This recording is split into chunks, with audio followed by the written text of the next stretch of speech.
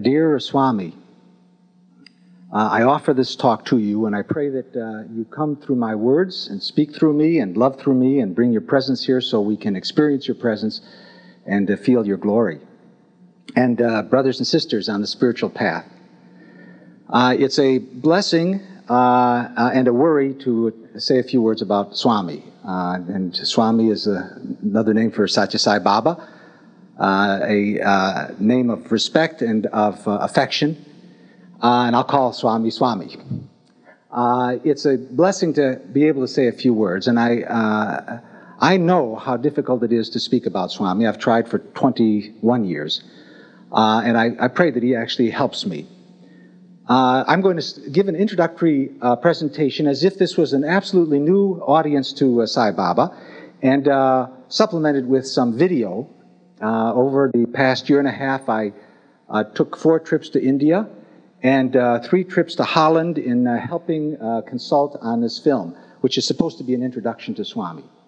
And I hope that it shows some of the marvelous aspects of this extraordinary being who has captivated me and many others so much that many of us, all we want to do is just say his name and immerse ourselves in his presence.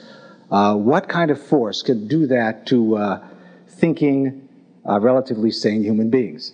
That they become immersed in him and all they want to do is say his name and think about him and offer things to him. So I hope I can try to express to you some of the glory that is Sathya Sai Baba. Now, 21 years ago, I was about 9 years into psychiatry, and I evidently recognized it fairly slowly, but I recognized psychiatry wasn't going to help me understand some of the basic questions. It helps people understand something about anxiety and depression and interpersonal relationships and how to get along socially, but it leaves out an ocean of question about, or answer about the fundamental questions. Why are we here? In this brief, small period of time, what are we doing walking around this Earth, which is part of a solar system, which is one system among billions in our galaxy, which is one galaxy among billions in all of creation? What are we doing here? Why were we born? Are we just a mistake? And even though we understand these questions, they leave us quickly. We don't really seem to be committed to trying to find an answer to such an unusual question. What is the purpose of this life? Where are we coming from? Where are we going? Is there some meaning to this besides earning a living and dying with perhaps a few pennies in our pocket or nothing in our pocket? It makes no difference. But psychiatry didn't answer this. I wondered, well, was this just a neurotic preoccupation?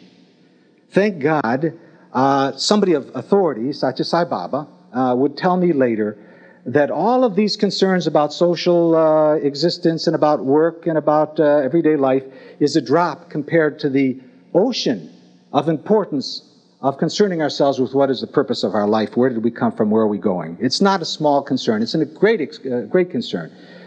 Yet very little of psychiatry is devoted to it. So I began to wonder, is there somebody that could help me understand something about these questions? And I began to ask the question, have you ever seen a miracle?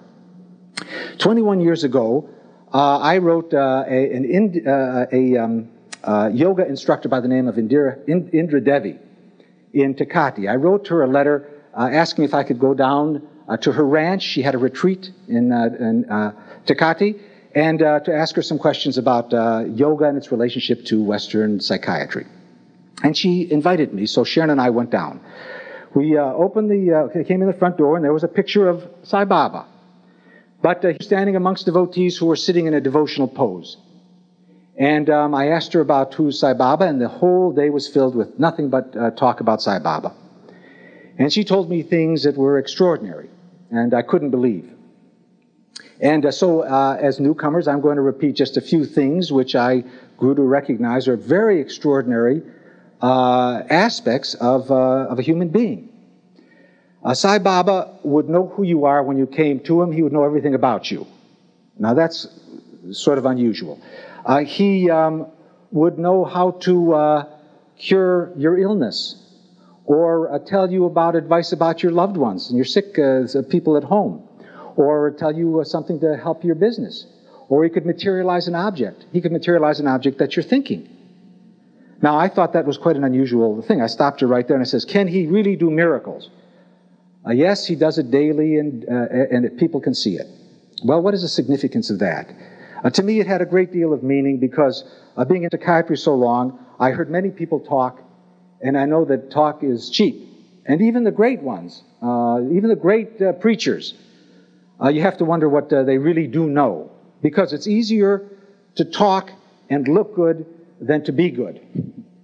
You should talk good, be good, and do good, says Sai Baba. But it's not such a big power to stand in front of people and convince them about things. It's harder to be a good person. So Sai Baba says it like this, that many people are heroes on the podium and zeros in life. And I knew that very well, because some of the best teachers were just so verbal and articulate and great. And I could take a look at their life, and I said, well, that's the way you should be. You're living your life. My God, we're in deep trouble. So I wanted to see a miracle. What did a miracle mean to me? It meant that this person would know something that I didn't know. If I stood in front of you and transformed myself into a bird, it would be unusual. What would I know to do something like that? But the Sai Baba, I heard, could materialize himself into Jesus or Krishna or Shiva, the divine forms. Or be 2 or more places at once, and he could even raise the dead. Now, devotees too easily sometimes just list a whole list of powers. But where have you ever heard of such a thing? A person that is leading the life of Christ and doing the same miracles of Christ, it's an extraordinary thing. He can be 2 or more places at once. He can visit you in a dream. He can materialize in your home. Pictures in your home can fill with ash. He materializes ash frequently. What kind of a level of consciousness or a being or an expression of love can do such a thing? It's really extraordinary. To me, it meant I should listen a little bit, at least look. What is the meaning of such a thing? Indra Devi had a picture of Sai Baba, and it was covered with ash, and she told me that the picture was materializing ash. 12,000 miles from him, it was covered with ash. What does it mean? We hear these stories all the time. What does such a thing mean? Because we so easily just take it for granted. My God, is somebody actually omnipresent and had that kind of extension? And she said, look, I have a film of him, and she pulled out a little projector and she tried to make it work, and it sputtered, and the lamp broke, and we couldn't see it. Just whetted our appetite. 21 years later, there are 2 big centers in the area. There are well-established programs, spiritual, educational, and service programs. We have meetings like this. People set up the room, and they sell nice books, and they give food. And we have a projector, I hope, that has a real good lamp to it. I hope. 21 years, like a breeze, I can tell you. It's just like a breeze. I don't know if I'll be around in 21 years. Who knows if we're around tomorrow? It just goes like that. What is life? And in that time, thank God, over a 1.5 year period of time, Sai Baba gave me permission to help express my appreciation and gratitude for what he's showing us in the form of consulting on a film. And I hope that we all enjoy some of this film, because seeing him, I could tell you that there he is standing in front of 1 million people. There he is, that people from all over the world, politicians, educators, scientists, people of the highest knowledge, they're laying on the ground, kissing his feet, they're standing in front of him, he's sitting there, and they're talking about how he's been to their homes, how he's been to their countries, and he's never left India except for one time. They're telling how he fills their life with meaning, this little man, and I can tell you that and tell you that 1 million people come to see him, and it's just words. But you're going to see some phenomenal things on this video. Extraordinary. I don't know if I can express it well enough. What is the meaning of this, that there is somebody that has this extraordinary ability? I know of nobody else besides in the life of Krishna, of Rama, and of Jesus that have shown this to mankind. I know of no, and I knew as soon as I met him that he was a world teacher and he was going to be known extraordinarily far and wide. So what was my personal experience? I'll just tell you one or two little experiences. My first trip to India, Sai Baba was going to present himself in a large stadium, maybe 50 to 100,000 people, just to see him, called darshan to visualize a holy one. And I was way at the outskirts of Bombay. Bombay is very large. I was invited to a home of a devotee who gave me lunch, and then I was leaving by myself. I'm in a suburb someplace. I'm going to catch a cab and go to the stadium. And as I leave this little apartment building, Sai Baba passes me and goes in the very same building. This is unusual. It's like going to New York and you're wanting to see some great figure, Michael Jordan, or the president, or some great figure, and you're way in the suburb someplace, and you're coming out, and he passes you and goes into the door next to yours. I knew then that something was unusual. Even though it hadn't struck my heart, I knew just scientifically that it was a very unusual occurrence. And of course, people told me that if you even come to a meeting like this, you think it's your doing, but it's not your doing. This is a rather sort of a superficial understanding of who we are, to believe that we're doing everything, and that the major facets of our life are directed by ourselves. There is a deeper meaning. And if we just come to a meeting like this, I'm convinced now that it has to do more about him than about ourselves. So what is it? That brought our first meeting like that? Very soon afterward, I was at a summer school that he was organizing. There were speakers from all over the world showing great respect. Dr. Bhagavantam, a great nuclear scientist, one of the country's leading scientists and physicists, told me directly, on first meeting, Sai Baba picked up a handful of dirt, poured it into his hand, and as he poured it, it turned into the Bhagavad Gita, a holy scripture, a central, a holy book of Hinduism. It turned into the Bhagavad Gita in Dr. Bhagavantam's native tongue. I then saw many expressions of his materializing, and you will too in the film. He materializes ash, and you'll see that frequently. One day, I was sitting on the grounds. I heard many people talking about spirituality. I heard him talk about spirituality. Such a simple little lesson as that it's good to be good. It's important to be good. We cannot say that enough in this world where a few miles from here there are gang wars and senseless shootings and the most terrible inhumanities to man that you can imagine. Be good. Do good, be good, see good. I thought it was simple, simplistic. I thought, I came all the way to India for this. And I remember how I thought that what he was saying was like Victorian, like a throwback to earlier times. I was very far away from him. This was really the turning point for me. He was surrounded by thousands of people, and with the instant he was in front of me, and he smiled, and you have to see the presence. His presence is extraordinary. There's something about his authority, about his evenness, about his connection with people, about his extension into the holiest regions. There's something about looking at him, about the way he moves, about the way he talks. And he was in front of me with this extraordinary smile that just lit me up completely. If you're in front of Sai Baba and he smiles at you, it's not just a smile. It is so full of joy you can't imagine. You smile from inside here someplace. Your heart, I felt like molecules. My body was going to evaporate into molecules. Oh, that Sandweiss is a hysterical old fogey. People, would believe that. He's an just hysterical. I'm telling you, really, I know something about emotional reactions, and really, there's something extraordinary in his presence. A sense of holiness. The hardest people, I've seen the hardest people weep just from looking at him. I'm sitting on the grounds and I say, my God, the rules that govern the development of one's spiritual life are more real than the rules of physics, than the rules that govern the physical universe. And as I was just thinking this, he came up in front of me from nowhere, and he just stood in bliss for a half a minute, like this, and then he walked away. Well, after my first visit there, all these stories, all these experiences, I was convinced that we are seeing a world teacher who has no limitation and extends every place. There's no question in my mind that this world is filled with His presence, that it is more real than the everyday eating and sleeping that we do, that He is here, and that if we turn ourselves, our consciousness, our awareness, we hook it into divinity in some level.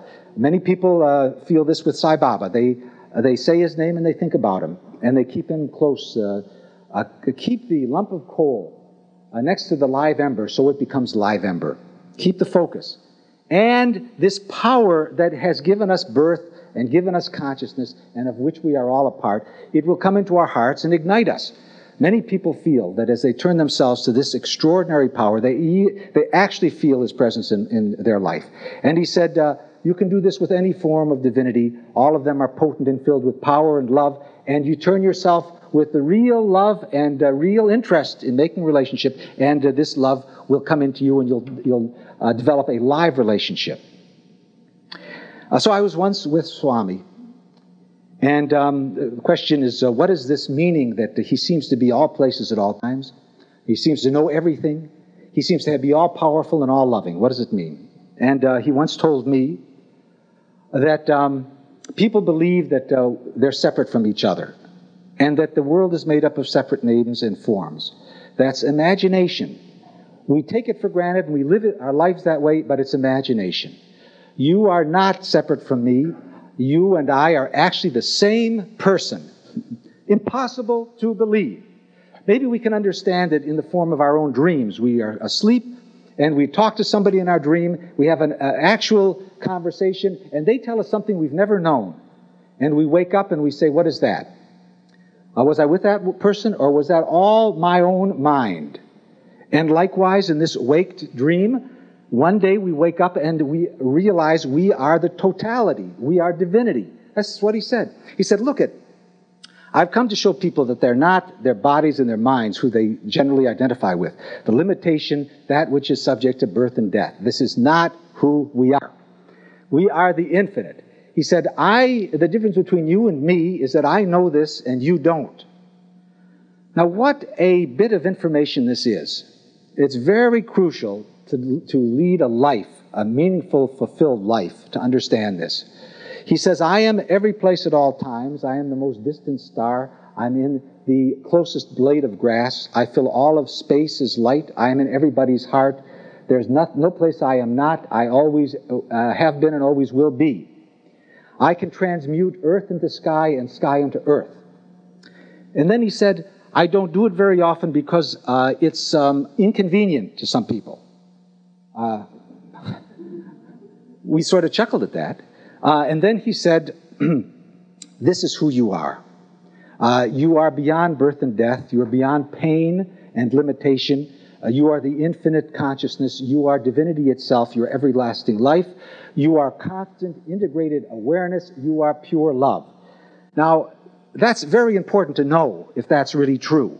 If that's true, that's important to know. There are a lot of repercussions that come from that. There are a lot of decisions and a lot of choices and a lot of attitudes that grow out of such a deep conviction. And how do you get such a conviction? If you're with somebody that can show you that, he can transform himself, he can do all of these things, and he tells you directly, you begin to have some confidence that this is real. This is real, and the understanding of it is just like gold. For us to say it to each other, for us to talk about it, for us to rest our minds in it, it is the greatest gift that we can be getting. When has a divine incarnation come like this that gives us this kind of wisdom, the deepest gift? One has such gratitude to understand what a gift this is. What a gift. It's the center of one's life. It is at the center part of all decisions. It is the center of the development of our attitudes and our relationships, to understand this, to contemplate it, and to lead our lives accordingly. And he says to do that, to lead our lives according to this wisdom, to this information, this insight he's giving us, takes nerves, muscles of iron and nerves of steel, to have this kind of focus, this kind of conviction, and this kind of confidence. So, in the Hindu tradition, it's said that at a time of darkness, and Warren has said this, at a time of darkness and great ignorance and great pain, God himself comes to earth to teach us the path to peace and to give us confidence to lead a good life and but to take us out of the muck and mire, to give us some direction. Sai Baba said it like this: for the protection of the virtuous, for the destruction of evildoers, and for the establishment of righteousness on a firm footing, I incarnate from age to age. He said this in 1968. I think it was his 42nd birthday. Whenever disharmony overwhelms the world, the Lord will incarnate in human form to establish the modes of earning peace and to re-educate the human community in the paths of peace. At the present time, strife and discord have robbed peace and unity from the family, the schools, the societies, the religions, the cities, and the states. The arrival of the Lord has been anxiously awaited by saints and sages. Sadhus, spiritual aspirants, have prayed, and I have come. What an extraordinary declaration. Now, this is called, this kind of incarnation, divinity coming to earth to teach and love and cure and help and bring us up. This is called an avatar. An avatar, a world teacher with unlimited capacity to help, unlimited consciousness and unlimited power. This is called an avatar. This extraordinary time in history. Could Sai Baba be a world teacher? Could he affect our slums where there is wanton killing and destruction, and people's minds, and many people's minds have turned to the mind of an animal? I am not an animal, says Sai Baba. we have to say, I am not an animal, I am man. I am not an animal, I am man. Is there a world teacher? Well, I'll tell you that in India, he's probably, without a doubt, the most widely known and respected Indian holy man. The president, vice president, and the prime minister are his devotees, as are most of the major central ministers of the government. I've been there when the president kisses Swami's feet, and you'll see it on the film. You'll see on the film thousands and thousands. In fact, 500,000 people are gathered at one point here. You'll see this kind of outpouring of interest and how attractive he is. You'll see the President of India. You'll see Swami coming out, materializing objects, taking letters, people asking him for help. You'll see him in darshan where he's taking letters. You should know that he asks for no money. He asks that you not change your religion. He doesn't ask for you to follow him. And when he takes these letters, are people's deepest yearning for some kind of contact and to answer some kind of prayer. And so you'll see him taking the letters. Philip Englund, who is the filmmaker of this film, was most interested in Sai Baba because he felt that here was the possibility of a world teacher, and that in Sai Baba's service organization, there are thousands of service groups all around the world now. This may be the clearest example of a selfless service, of unconditional love, of the kind of love that's needed to treat the darkness and the people that are in darkness in this world. So that's what interested him in Sai Baba. At the beginning of the film, he sets the stage, and he begins with a scene in which Krishna is talking to Arjuna. He helps people understand from the beginning that the appearance of an avatar is not just a chance occurrence that's just happening now, that it's happened many times in Indian history, that 5,000 years ago Krishna came with unlimited power and taught the lessons of how to lead a good life. And he was teaching Arjuna, one of his greatest devotees. That was the subject matter of the Bhagavad Gita, one of India's holiest scriptures. So this film starts with saying, and now 5,000 years later, a man has come to India who says that he and Krishna are one and the same. And now, without further ado, we'll show the first part of this film, which shows Sai Baba first with his students. He's got beautiful schools and many beautiful students, some darshan, and some talk from prominent people in India. For instance, you'll hear people interviewed. There is a recently retired Chief Justice of the Supreme Court. The Supreme Court of India will be interviewed. One of the top 5 scientists will be interviewed, and many educators.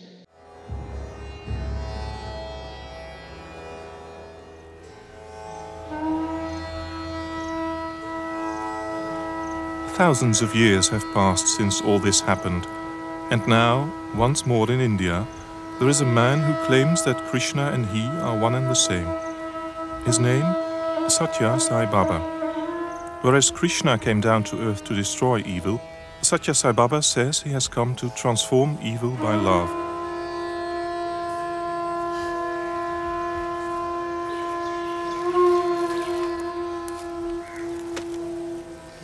His followers believe that he, like Krishna before him, is an avatar, an incarnation of God in human form. The name Sathya Sai Baba means true divine mother and father. He is revered as a saint who can perform miracles.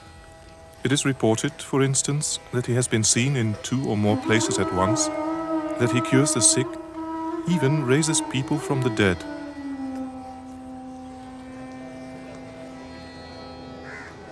Daily, for over 50 years, he has materialized so-called holy ash, which in India is the symbol of inner transformation.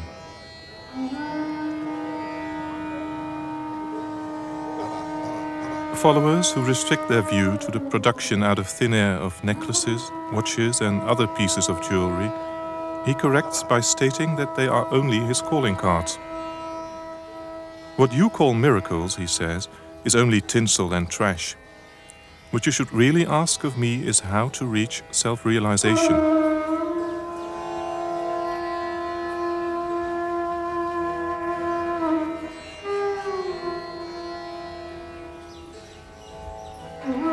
This is the story of a man who was born in 1926 and at age 14 revealed himself as an avatar. For years known by only a few, over the last decades he has become recognized by the masses as a charismatic personality who has set himself the task of reconciling the differences in the world. Whereas his followers have unconditional faith in the supernatural abilities of Sathya Sai Baba, skeptics call it deception. Which is the truth? In the end, we chose to follow the simple guideline given by Jesus of Nazareth. By their fruit you shall know the tree.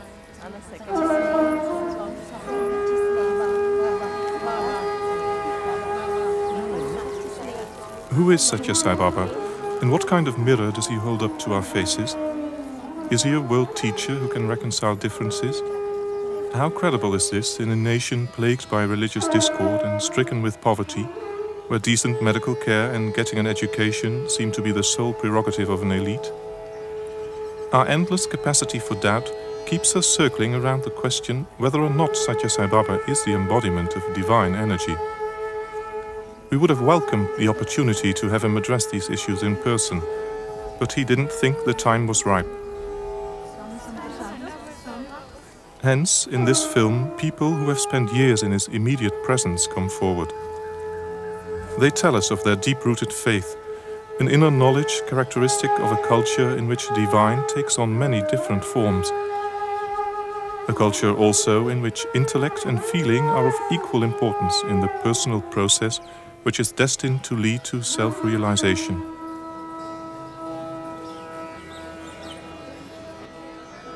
We in India believe that God, that is pure consciousness, which is pure, non-dual and indivisible, can manifest itself in human form for the purpose of guiding humanity. And India has witnessed many avatars, what we call, where God descends upon earth in human form. I mean, He's always there. He's immanent in every creature, in every human being, in every creature, in every creation. He is immanent, but He decides by self-will to take birth as a human being in order to guide, inspire men to higher life. And it's a matter of conviction that Sai Baba is God, is infinite consciousness descended upon earth in human form to take the people along the path of love and devotion. to bring peace and harmony.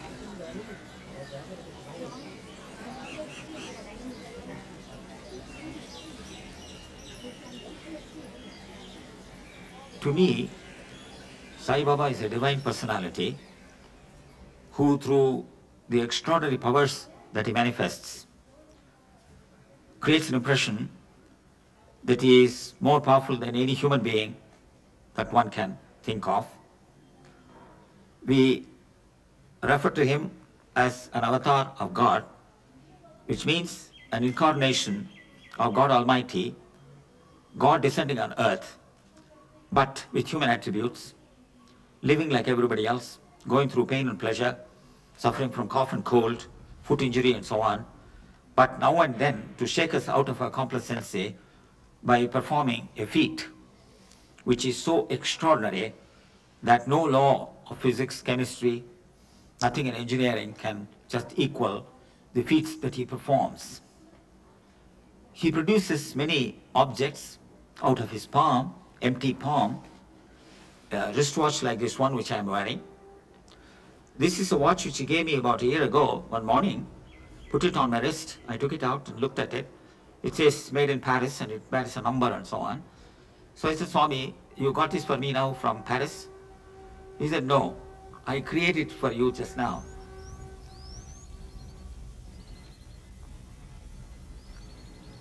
Miracles are either true or not true. In this case, I have seen them with my own eyes, and they are true.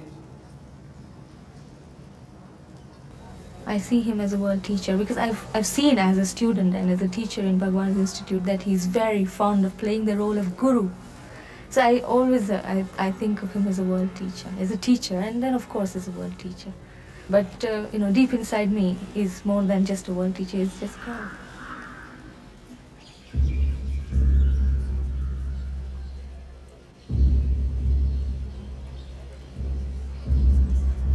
Sai Baba has a great relevance not only to India but to the entire humanity, because he says that all religions lead to the same destination, the same goal, namely divinity. Each religion prescribes a certain path according to the circumstances and the conditions in which the religion was born. But the basic goal, the basic destination is the same. Therefore, it is not right to say that one religion is better than another. All the religions are of equal validity, equal efficacy, and of equal sanctity. It is that for which millions of people flock to Baba.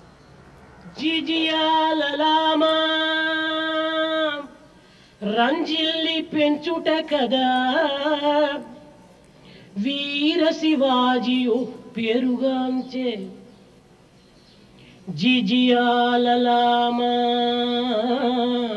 Monday, November 23rd, 1992. Because it is Sathya Sai Baba's birthday, approximately 500,000 people have gathered in his native town of Puttaparthi. People from different countries and different cultures. What is it that makes them travel such a long distance from home? Wherein lies the attraction of Sathya Sai Baba? Or do we have to interpret this phenomenon as a collective escape into yet another sect? What Bhagwan Baba has come to tell is not that he is establishing a new religion. He is only reiterating what has been said in various religions and down the centuries. And it is his mission to tell us that ultimately you will find that no matter what religion you practice or you're born into, you will find that the same values hold good. And that's why Bhagwan Baba says that when you come to him, he doesn't say that convert yourself into a new religion of Baba. There's no such thing at all. If you're a Christian, you be a better Christian. If you're a Muslim, you be a better Muslim. If you're a Hindu, be a better Hindu. And how do you become better? By constant practice of virtues, like for instance, patience, forbearance, sacrifice, purity. And if you really look at the basis of all the religions, the overarching value is love, about which Bhagwan Baba speaks. Visitors in a museum that is entirely consecrated to the religions of the world. Here the Buddhist is reminded of the wheel of cause and effect. The Muslim of the divine admonition that only those who love their neighbors with all their hearts can enter into paradise. The Christian of the birth of Jesus, whose name is mentioned with reverence by Hindus because he is considered an avatar. The Jew of Moses, who received the Ten Commandments on Mount Sinai. The Zoroastrian of the eternal fire, a symbol of transformation, burning up evil. And the Hindu can listen to the primeval sound of Om, which resonates both in the heart of man and in the heart of the universe. One of the halls at the exhibition is almost completely dedicated to the founder of the museum, Sathya Sai Baba. He doesn't want people to worship him because of his name, but he did declare that only those who strive to understand him are welcome here. In complete accordance with the tradition of the Upanishads, ancient Indian scriptures, some of them dating back more than 2,500 years, people in the temple square of the ashram in Puttaparthi are waiting for darshan. Among those who wait are not only Indians, but people from many different countries and cultures. Darshan, which literally means breathing the same air, is an occurrence during which Sathya Sai Baba, in line with ancient custom, shows himself to his followers. Patience is regarded to be a divine virtue in India and must be practiced by everyone. That holds true also for the President of the nation, who we see here with his following, paying his respects to Sathya Sai Baba and waiting to be received. There are a large number of leaders of India who flock to him in complete dedication. And that is bound to have its effect ultimately on the destiny of the country. And more than anything else, I must tell you one thing. I have been with Swami, with Sathya Sai Baba in his car, or walking along with him in Puttaparthi. And I have seen multitudes of people looking at him, praying to him, with such devotion in their eyes, that I have felt very often so humbled that, well, my devotion is not a fraction of the devotion which these poor, ignorant people have in this divine personality.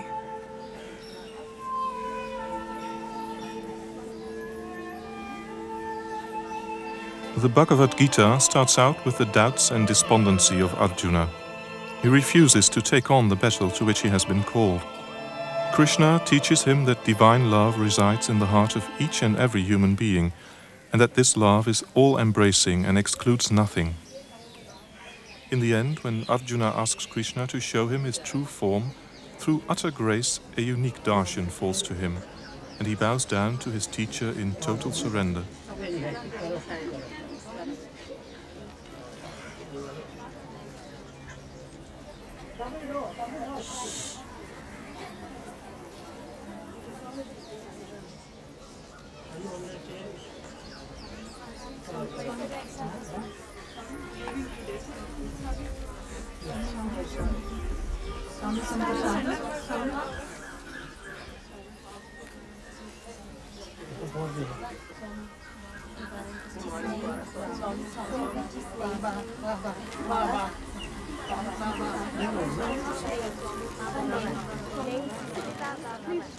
Ever since he was 14, Sathya Sai Baba has been granting darshan to devotees. We wondered what people hoped to experience here, and couldn't help but think of the words of the Swiss psychiatrist Carl Gustav Jung, who once said that the questions "Who am I?" and "What is the purpose of my life?" are closely related to a fundamental religious and psychological problem. The answer to those questions presupposes a profound inner search, in the course of which one shouldn't be tempted to extremes. By staying balanced and detached, one can then ultimately reach a stage of conscious self-reliance. This was also the task of Arjuna. Standing between the armies of good and evil, he learned from Krishna that there is no evil from which something good cannot spring forth, and no good which cannot lead to something bad. Approximately 50 miles south of Anantapur, in a broad valley, we find the town of Puttaparthi, the birthplace of Sathya Sai Baba. Surrounded by two mountain ranges, this primitive country village changed over the last decades into a roofless cloister, the ashram Prasanthi Nilayam, the abode of the highest peace, where millions of people gather every year, hoping to meet Sathya Sai Baba in person. In the immediate proximity of the ashram, an elementary school and a high school were built, and a men's campus of Sai Baba's university has been founded. The educational system of Sathya Sai Baba seems to be popular, because the university, with its 1,200 students, already has a waiting list. There is a third college at Brindavan, near the city of Bangalore, which houses approximately 1,000 students. All the students are interns.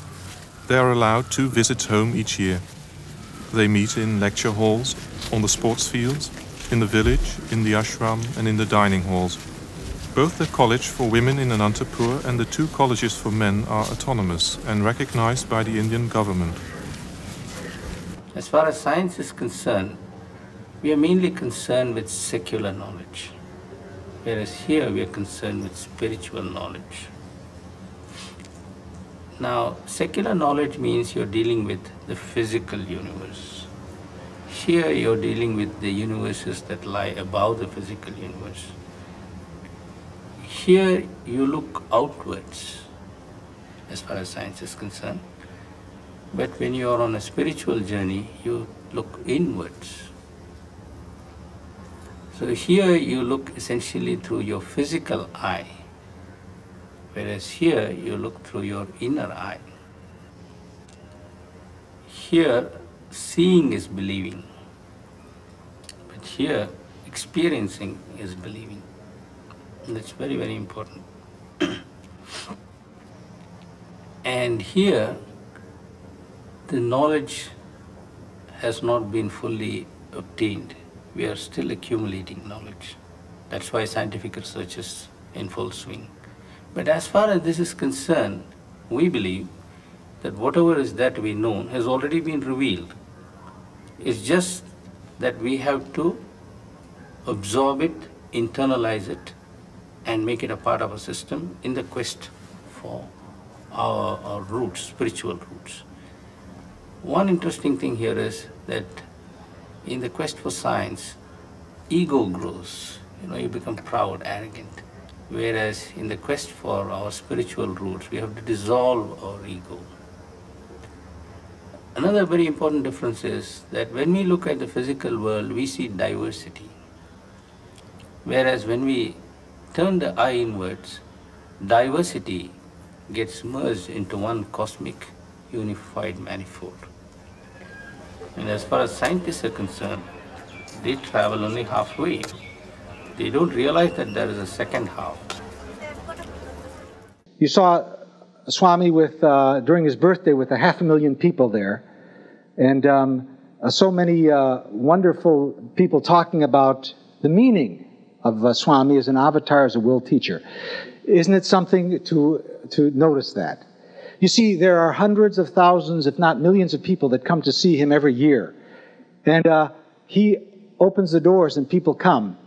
His service workers attend to the ashram so that it's handled, it's cleaned, and it's organized and structured.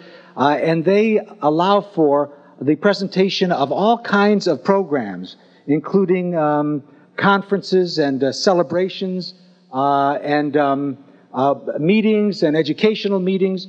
Hundreds of thousands of people. It may cost you, if you're extravagant, 50 cents a day there. And yet it's done with this kind of orderliness. What a program is that?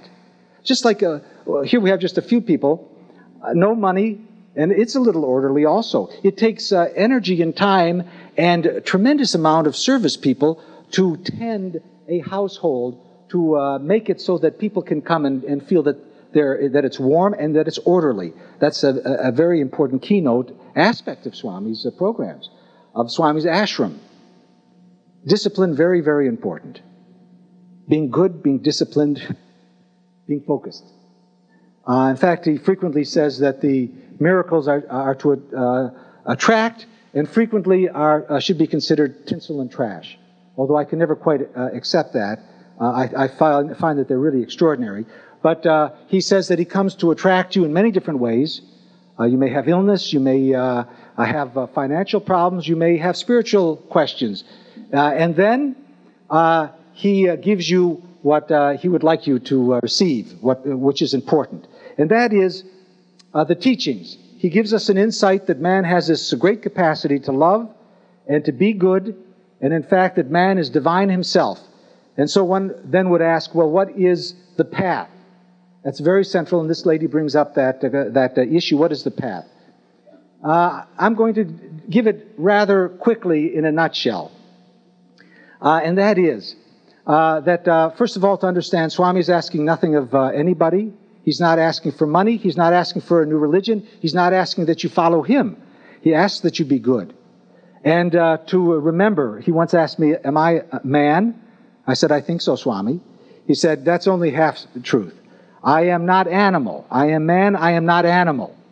And he says this with great intensity, that a man must overcome the selfishness, that is lust, anger, greed, jealousy, attachment, ego.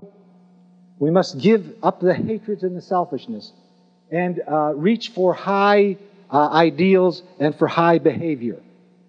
Truth, to live by truth and honesty, to do good actions, to be at peace, to be loving, and to be nonviolent, to not violate anyone, to not hurt anyone. To offer this to everybody as a form of love and service to all mankind, and to go beyond the differences and see in all people divinity, that this should be the way that one relates to divinity. Offer your best in the high values, offer it, and look for divinity in everyone. This teaching, and to give up all interest in the consequences of your acts. Leave it up to God. This is actually a central teaching in almost all the religions that I know. To be good, to offer this as the central part of your devotional behavior, your devotional activity with God.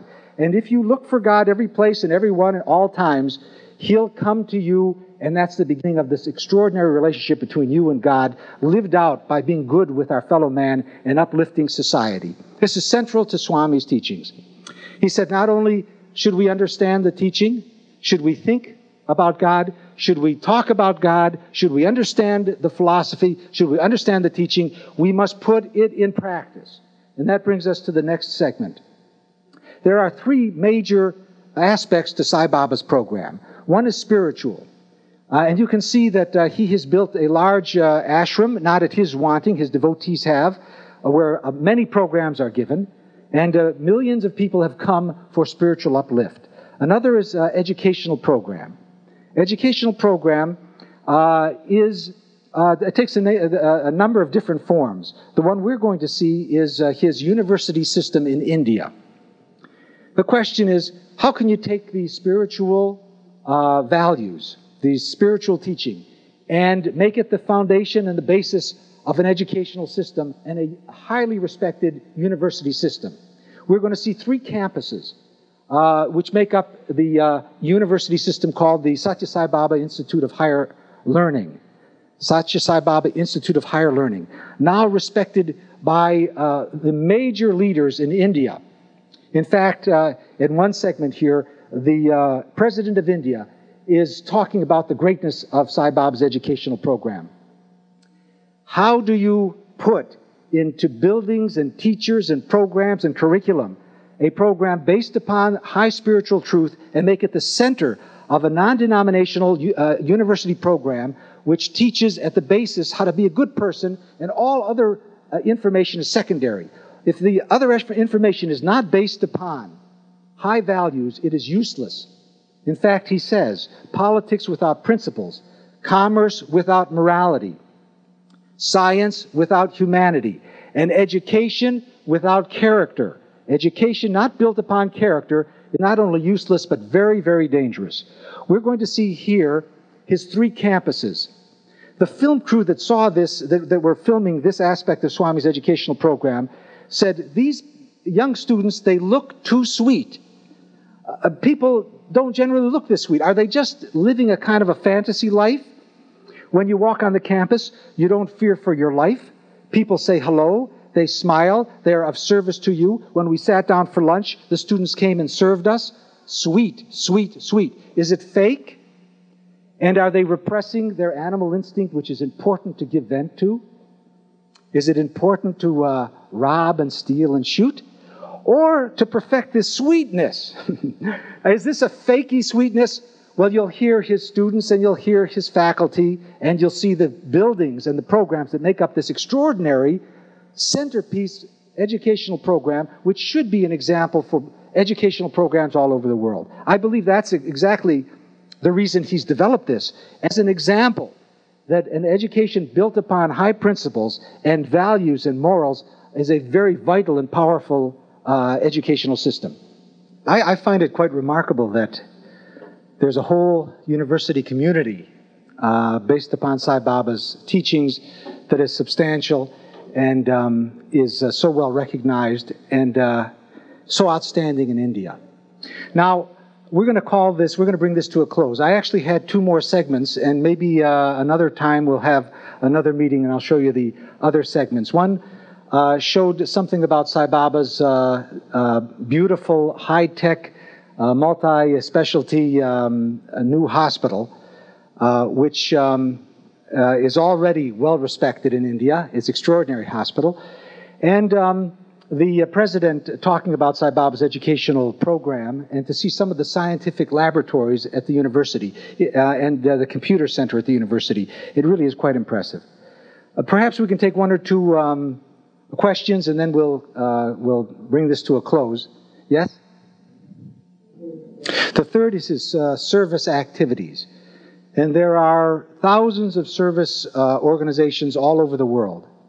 In India, for Swami's 60th birthday, his service organizations adopted 6,000 poor villages, providing comprehensive medical and social service and educational functions to the whole village. That's 6,000 villages.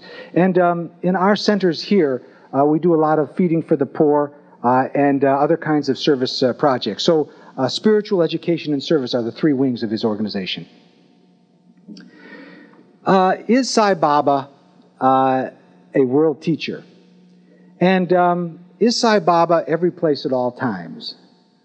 What we see here is more than, say, some kind of gossip about somebody supposed to be a holy person who is living in Midtown Manhattan and has maybe 3 people around him. We're seeing actually a world event going on here. Is he actually a world teacher who has the capacity to have some meaning in your life? He's not asking you to follow him. He's here to give us confidence that if we turn ourselves to this glorious spiritual dimension at such a dark time, this is the most potent time to do it.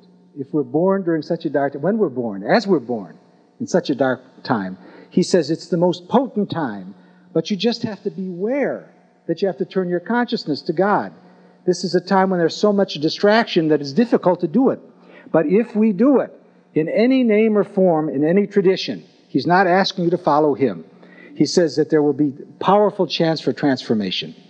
And many, many millions, I've heard a low estimate of 30 million, are already considering him a divine person. They turn to him, and there are thousands and thousands of stories of his actually coming into one's life.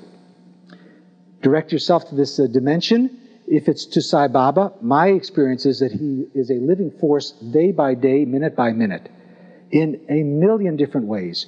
And he's here to give you confidence that in your own tradition, just attend more intensely and with a more open heart and more pure and more full-hearted. And Swami promises that God will come into one's life. Thanks for being such a nice audience in Sai Ram.